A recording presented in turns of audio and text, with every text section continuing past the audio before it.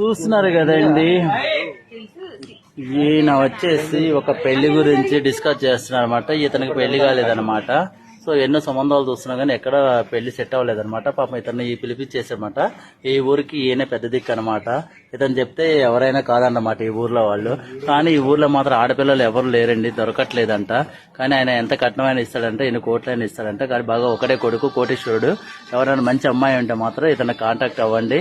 ఇతను మ్యారేజ్ బ్యూరోలో నడుపుతున్నారు అనమాట. చాలా ఫేమస్ అనమాట, మిస్టర్ శ్యామ్ గారు అనేసి. కానీ ఇప్పుడు ఉన్న దాంట్లో వాళ్ళ క్యాస్ట్ లో కూడా అమ్మాయిలు లేరంటండి. ఏ క్యాస్ట్ అయినా ఓకే, అమ్మాయి కొంచెం బాగుండాలంటే. ఎందుకంటే రిచ్ ఫ్యామిలీ కాబట్టి తను కూడా బాగా ఎడ్యుకేటెడ్, సాఫ్ట్వేర్ చేస్తున్నాడు తను. సో ఒక మంచి అమ్మాయిని చూస్తున్నాడు అనమాట. ఆయనకు నచ్చిన అమ్మాయి ప్రొఫైల్ దొరికినప్పటి వరకు మ్యారేజ్ చేసుకుని అలా ఫిక్స్ అయిపోయి ఉన్నాడు అనమాట. సో ఇతనికి మాత్రం తల బండిపోతుంది అతను సంబంధం సెట్ చేసేలాగా.